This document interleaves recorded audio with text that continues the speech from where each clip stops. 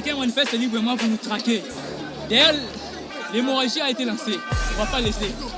On est dévastés. Chez nous, chez les Congolais, le terrain est venu. Bravo la paix pour dire non à la dictature. Bino basala nguna na bisote, bisote réclamer loi si yo votaka te, biso mto votaka. O to sala pour l'intérêt yo, na bana na yo, na bandeko na yo.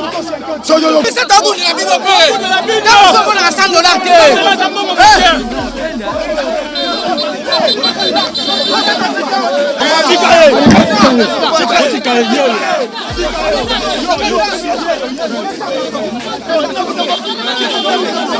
Nous sommes témoins, il y a violence, il y a répression, balle réelle et bêtise. Tu as même consensus en direct à la télévision. Pour moi, on a été posté. Tokoya sur lobby, Tokoya après lobby. Pour consensus. Nous allons foncer. Pas de retraite ni capitulation. Tobundina Ndeko Tshisekedi pour la démocratie. Mais le même Tshisekedi d'aujourd'hui, il nous envoie des policiers pour qu'ils nous tuent. Boété, barbarie à boété. Ceux qui va bongi cité, ceux qui va nous constat que changement te tokozana ba on a balabala.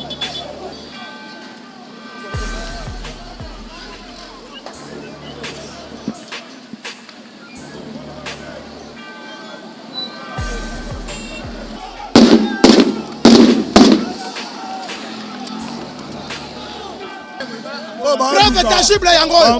Ba policier mais c'est Tshilombo. Ba yeko ba Congolais pas revendiquer droit na bango. Yango tala degré. preuve yango yo. Ba policier ba ye na minuki. Na kati ya roboma ba Kongomani. Tokotika te, tokovanda awa, babomi moto. On est dans le droit. On va le bâtir. Pour liberté, donc condamner la manifestation. Touta City n'a parlé du peuple. Comment bango ba yeko suka ka na siège a décidé comme malmener biso comme pas possible. Et ça acharnement. Dans la 18 ans Kabila sali na mboko ya bomi mboka. Kamata na 5 ans basangisi na Tshilombo ba sala. Et c'est le quoi 23 ans ya souffrance. Zola ba jina biso to sa mikoni. Ba classe totanga et kenda na ngoka futi. Likola ba garçon mi balé. A recruter ba kulu na ba voyou. Oh nyoso bato IDPS. O atindiao. Mibi o ndomono batata mibimbo mibi. Toko klima yango te na mba Congo. Ata ba beti masa se simbate. Combien de potes to jipo na mboko. To baki Tshilombo okende. Te ba député oyo ba Songolo Diongo. Ba Nyamulende oyo ba kotika la concierge te, ba kotika la kokota te. To ke biso to ali ko boya dépolitisation ya te to ko mema bango tina suka en tant que des résistants. Ba komo na biso na nzela na bango. Te oyo comme état de chaise ou bien état de Tshilombo. To bandi eloko mutu te, to violer moi c'est mutu te. Mais ba policier ba yako brutaliser biso na kati ya lupango. En plus quand songo en personne ayena ba policier awa ba beti gaz ba sokisi militaire na lusu mususu na lokolo. Nous dénonçons la dictature de M. Félix Tshisekedi, une dictature déjà connue. Moka est comme un degré à pas si moko exagéré. Est-ce que l'IPA et où tu peux dans la Turquie? Est-ce qu'il y a une sécurité à Est? Et dans la Turquie, botika distraction peuple congolais. Tolingi pe papa nazolo banayo oyo za la seni tika buzo banao wana.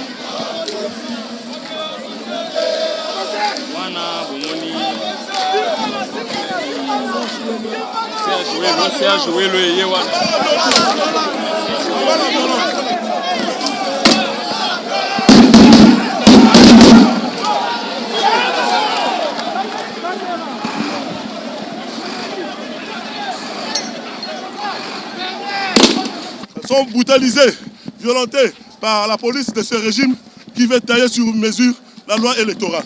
Le peuple congolais dans son ensemble, vous voyez, le peuple congolais dit non à la loi électorale taillée sur mesure. Cette loi est une loi unique.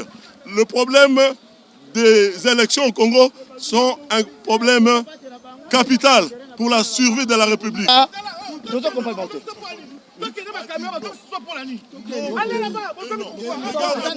C'est normalité, donc je pense que Topesi Kabila a raison.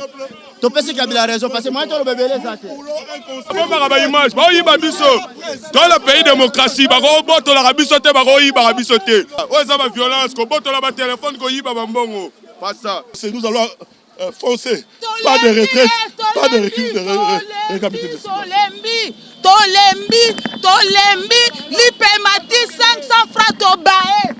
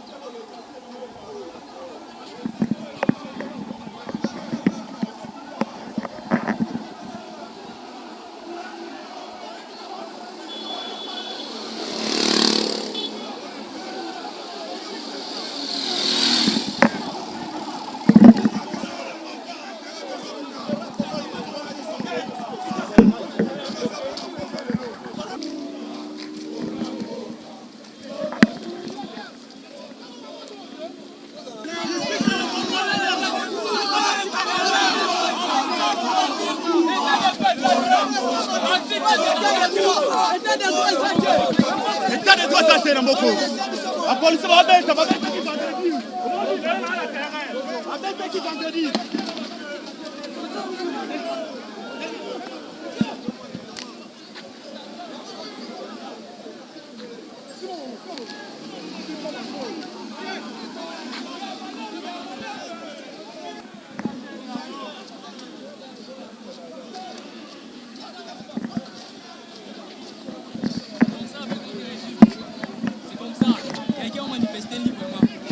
C'est comme ça.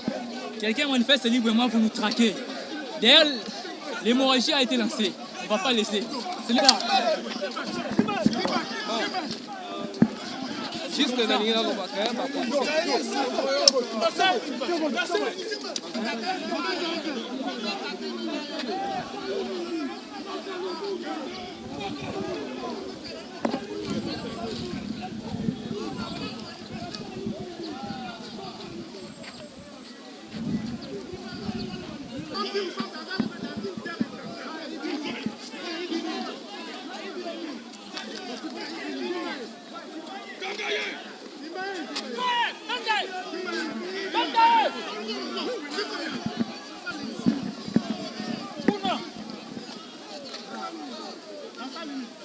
Nasa lini ni kuna wapi na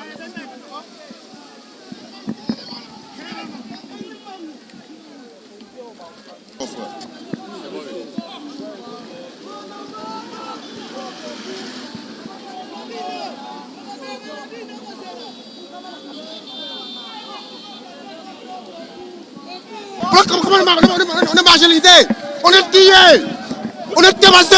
Chez nous, chez les Congolais, le terrain est venu. Bravo la paix pour dire non à la dictature. Chez les Congolais, bravo la paix. On est en train de traverser une période de passion qu'on en a marre. Moi, en tant que musulman, je suis combattant, je viens de Ramadan, je suis en train de se battre pour ce pays. Il ne faut pas être paniqué, travailler.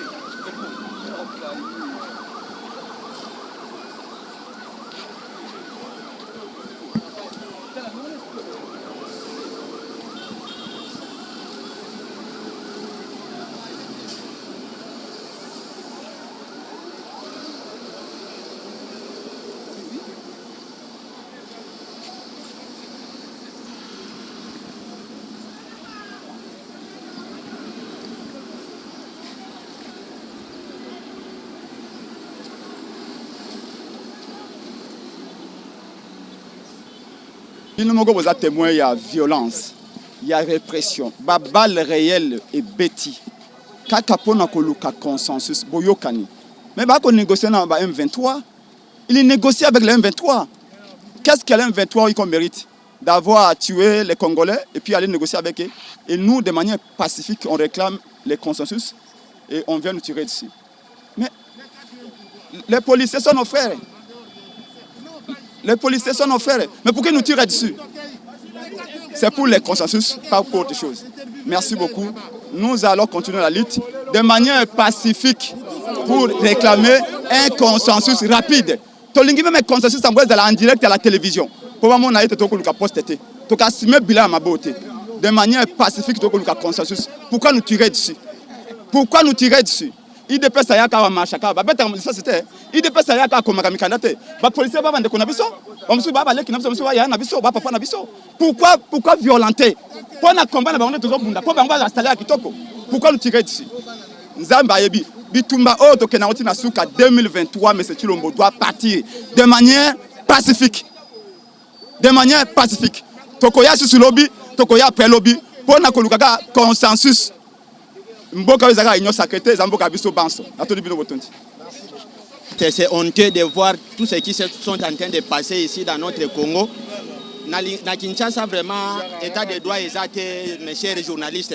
Les lots, Banamboka, Congolais, Balobi, token na parlement, pour être Tiabar na Mobeko, Oezo Pekisa, consensus et salement. Mais qu'est-ce que nous n'avons pas remarqué ici? Il y a une foule immense de policiers. La guerre est en Est au lieu que, messieurs, les généraux Kassongo puissent vraiment envoyer une masse, un tas de policiers à l'Est de notre pays. Mais il est venu ici mettre la police une barrière très intensive contre le peuple congolais. C'est honteux de voir des pareils gouvernements. Nous sommes en train de déplorer. État de droit, mon République démocratique du Congo. État de droit la liberté d'expression. Peuple congolais, la marche a déclaré l'ensemble tout autour d'une table. Mais la police a joué rôle à battre la peuple na biloko na bango. Mais la police y a les lots azokende. Donc les policiers congolais sont des rebelles, sont des Rwandais. Hein? Même Tchana ni 10 Félix Tshisekedi dit wenza malumapi. Tchana dit 10 kena kuto. Wa mvu ambane état de droit. Karipindo état de droit kena kuto. Mudi mo état de droit ke wenza na chamudi moto. Tudi tufani nzala. Bana baki bakilonge sakala sato. Kadi tuya ipa.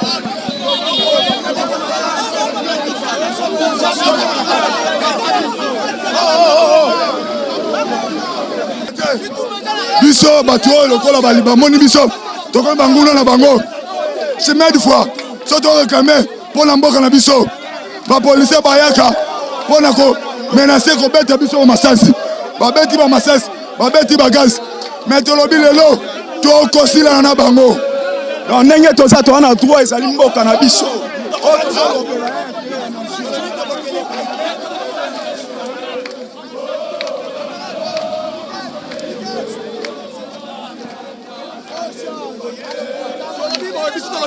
Non violence jusque là.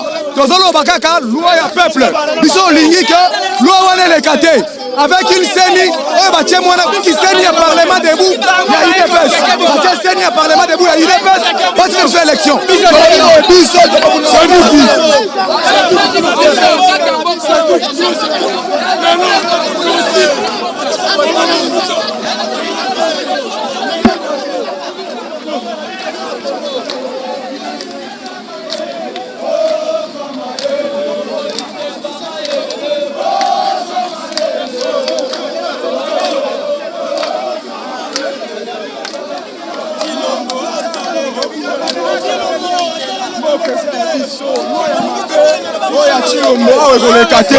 totelemeli balwa wana tokokunda ntina suka mpona mboka na biso kongo senoke te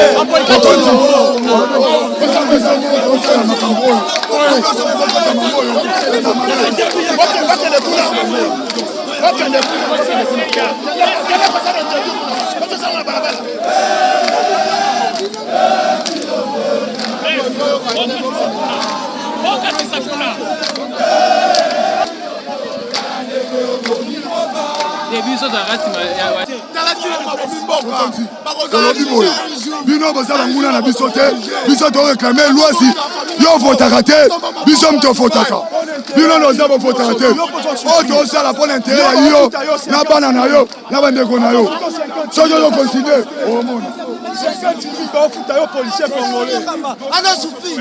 salaire balunga te na policier vi passe bafonctionnaire basouffrir vie sociale passe tosali nini esilaka te bango pesaka bapoliticien na biso revendication ya loi électorale yango tolobi boye biso tokotika te tant que consensus ekozwama te mpo na loi électorale tokozala kaka kobola balabala bomoni lelo tomobilize peuple na biso nyonso lelo toza libanda dernièrement barepime biso makasi bato bazoki bato bakufi tour oyo tobi tokotika te tokozala ati na suka il faut loi électorale consensus ezwama yango moni biso toza awa na badeside bana lamuka biso toye awa mpo ifo topesa consensus mpo na loi électorale wana merci beaucoup. Nous allons foncer, pas de retraite ni capitulation. Ozomona injustice oyo salema na mboka na biso Congo oyo te peuple esengelaki a manifester librement mais kasi la police a brutalisé biso a empêché biso to accéder na palais du peuple. Oyo ezali message oyo biso tozali ko lancer na peuple congolais mobimba ete biso tolingi makambo wana te tolingi ba consensus esalema makambo ya ba élection ekoki kosalema te sans ba consensus ba parti prenante nyonso te esengeli bavanda yango balobi ata ba empêcher biso tolobi tokotika makambo oyo te tokokende nango ntina suka epete esengeli ete ba loi électorale oyo te biso nyonso FCC, Lamuka, société civile, na bango moko union sacrée wana ya union salité.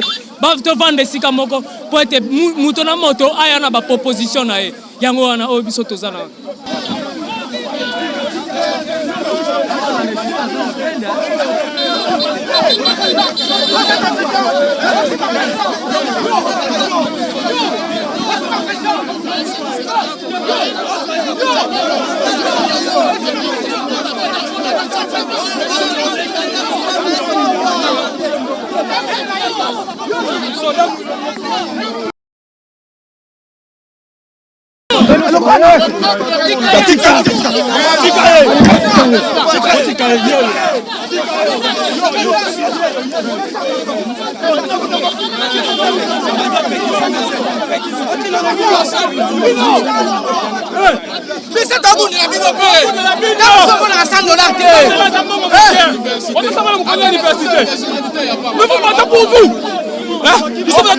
Pour vous, oui, à cause de cette électorale, on a la main de ce pays, mais c'est une lombe.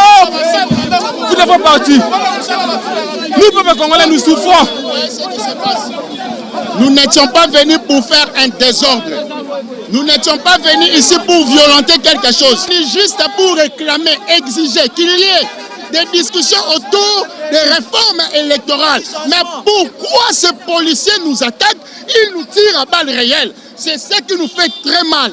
Tobundina Ndeko Tshisekedi pour la démocratie. Mais le même Tshisekedi aujourd'hui, il nous envoie des policiers pour qu'ils nous tuent. Les Lambo na biso tozonyo kwa matro. Biso tofuta kwa 800 000 ata yo mona na université pour totika bato basala. Yango na toyeto ba changement na mboka. Toza beto changement na mboka na biso awa. Ba kende. Lelo biso tozo sengelo ba changement na mboka. Ça fait mal hein. On ne va pas abandonner, nous sommes là. Ceux qui vont bongi cité, ceux qui vont nous changement, Tokozana ba on a balabala. Boété, barbarie à boété. Les policiers sont censés canaliser ba tu vas ça pour ça ba on a kimia. Tozo mona tu biso ba ça la banana ba bien. Ta po ni biso. Boété.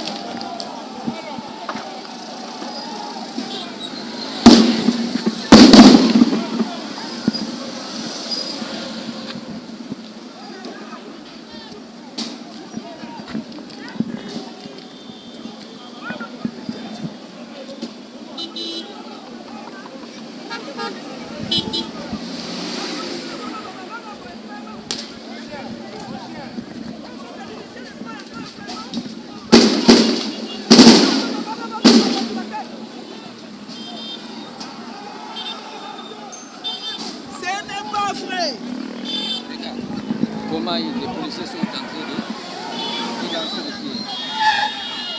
Au lieu de protéger, c'est inconcevable.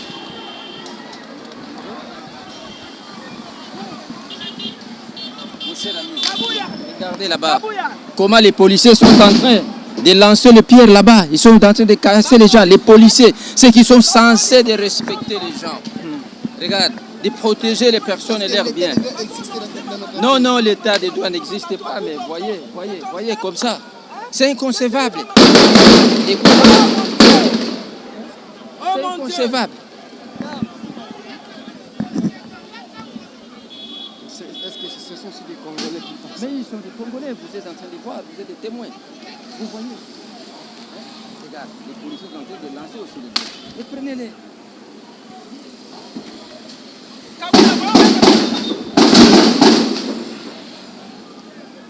Policiers, bon Dieu.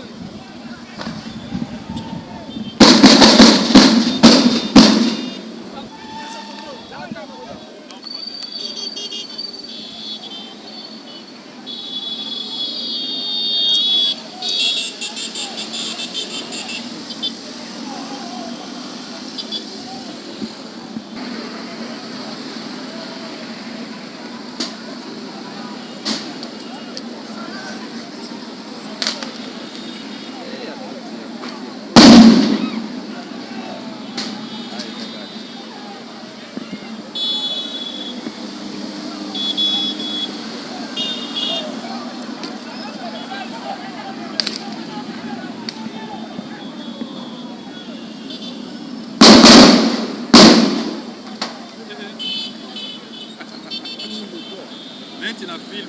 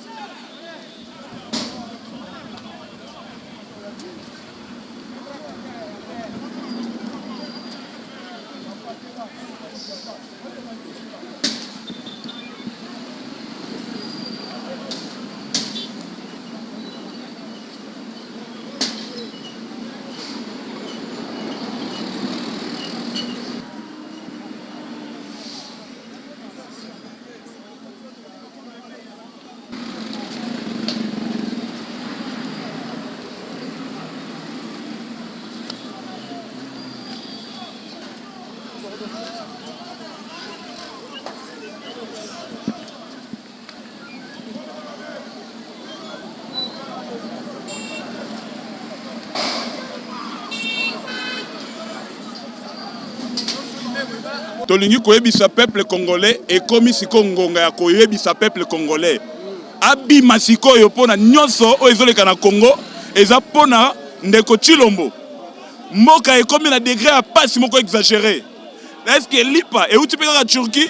Est-ce que insécurité à est? Eza ka la Turquie botika distraction peuple congolais. Tolingi pe papa nazolo banayo oyo za la seni tika buzo banao wana. Tika ko corrompre pe sabatuana na kati ya ndako wana. Trop c'est trop. Seni oyo tolingi seni dans la netre. Toboy seni ezala vraiment instrumentalisé. Yango to fandi yao. Donc denga toyawa bazongisa mbongo haram bafuta bato misala ezala kela sa malonga ezala ba hôpital malonga ezala.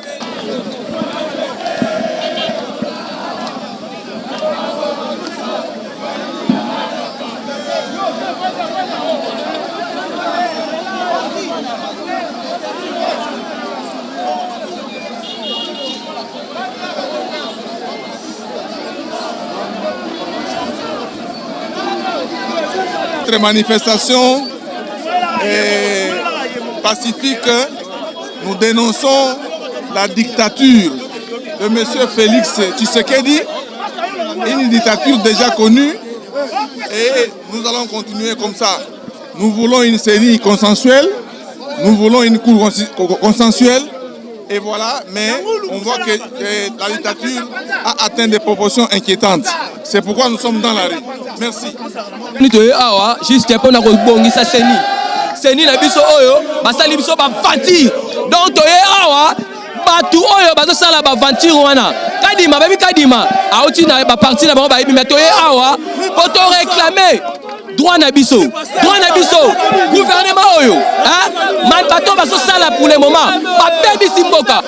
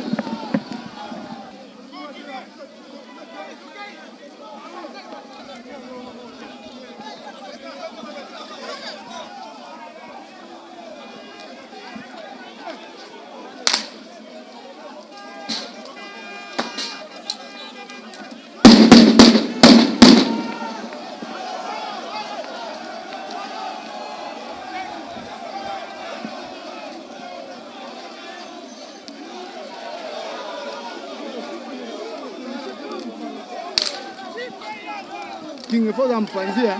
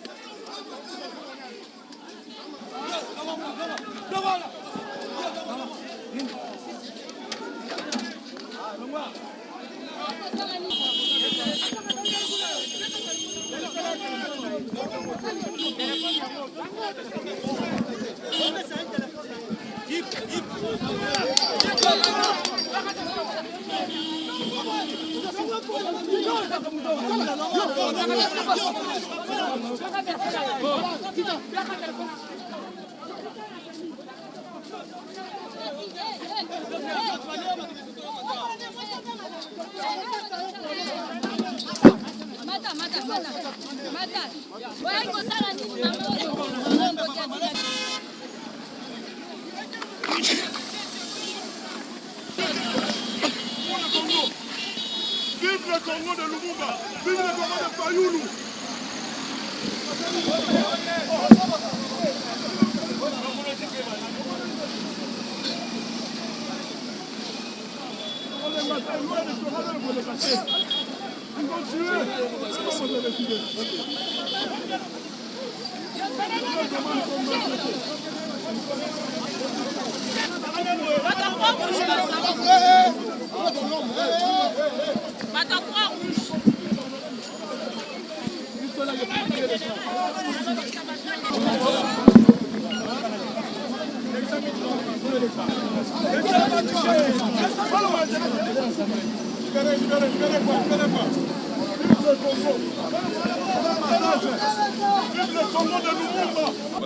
Mais est-ce que tu es toujours en démocratie?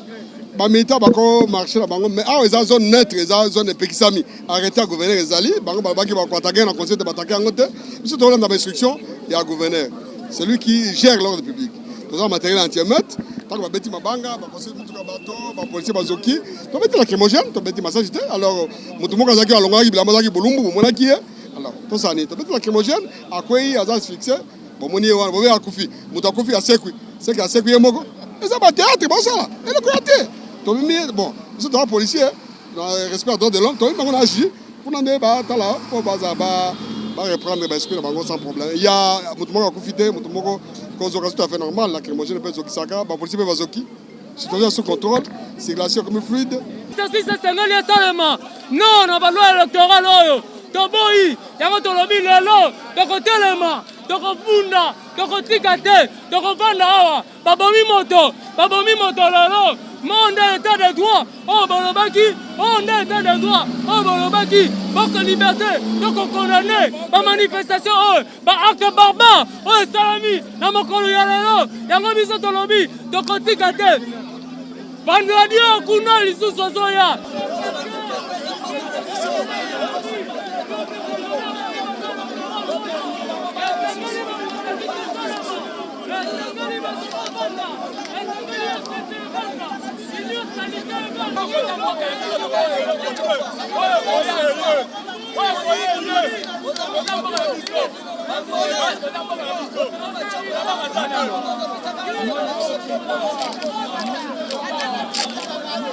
Toayi po na balwa ya mboso, to sepeli na mboso te.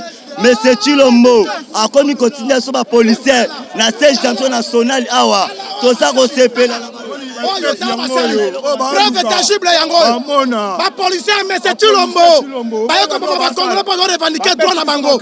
Yango tala degré. Ba policier soit disant ba policier national. Bota eloko basali. Pour yoko beta bana mboka masasi. Nesika na bango. On est état de droit. État de droit yango. État de droit. État de droit yango. État de droit yango. Vraiment. Donc on les battait. Comment ça m'a belé la biso. Donc on s'est dit à ta moukette.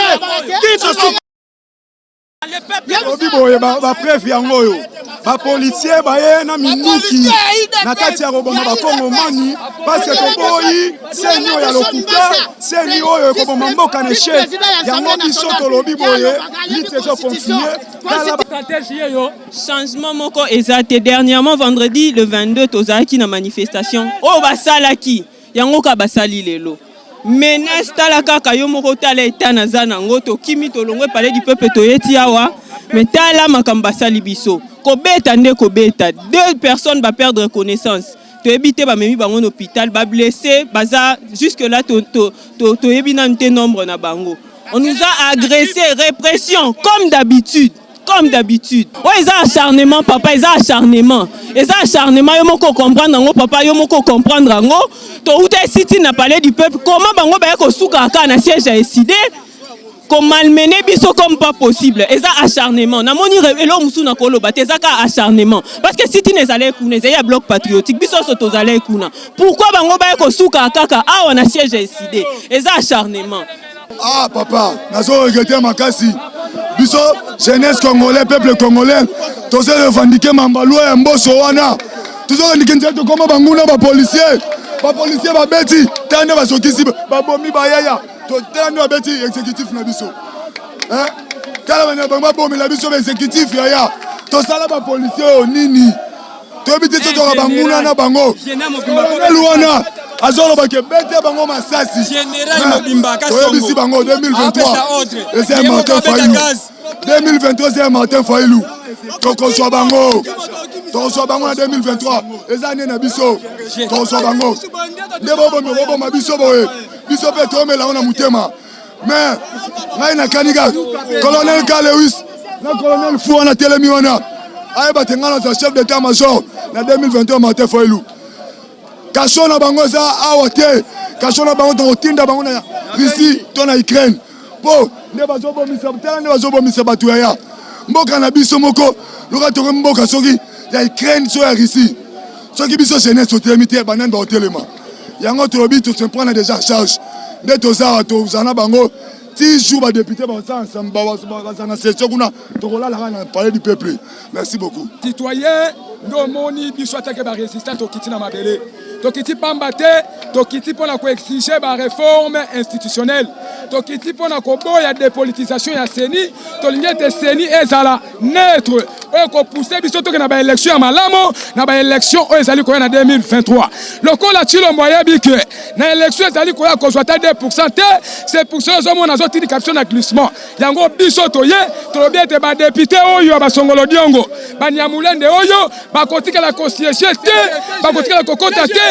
Donc biso to ali ko boya dépolitisation ya teto to ko mema bango tina suka en tant que des résistants ba komo na biso na nzela na bango mboko Congo ba réclamer na droit normal ba koma ba filtrer to comprendre que o comme état de chaise ou bien état de Tshilombo biso to réclamer droit na biso to pandi mutuka te to pandi eloko mutu te to violer mwasi ya mutu te mais ba policier ba ya ko brutaliser biso na kati ya lupango en plus ka songo en personne ayena ba policier awa ba beti gaz ba sokisi militant na lisu mususu na lokolo toyeba te o état de chaise ba kulula basala ebele na nzela eside bolingi to sala nini pona mboka oyo pouvoir na biso bayiba babo babiso lisusu en tout cas eloko tokelango tina suka. Oui lelo esalami ezali biso peuple congolais toboyi na biso toboyi parce que toyebi ke Tshilombo akamati mboka oyo alinga komisa yango lokola poche na ye biso lobi clairement tolobi na Tshilombo boye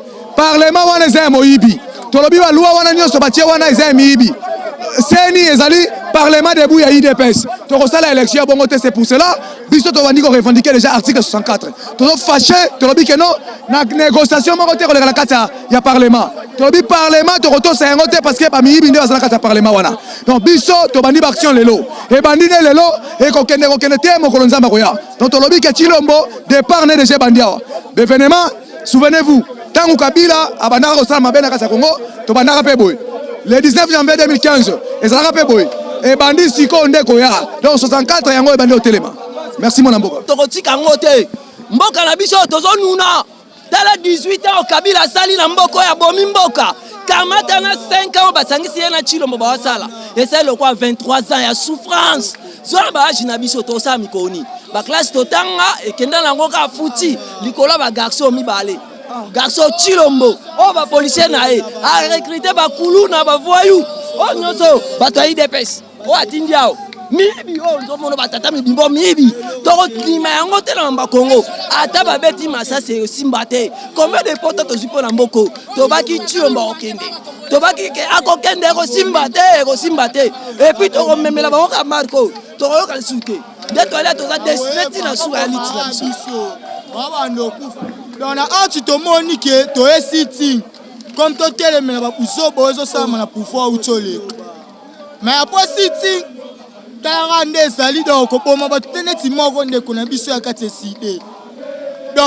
donc nde aboye nayebi te se lisu na ye kosala soki ndeni donc ditatire leki tribal ebele bakomona nango na kati ya mboka tokomo comprendre te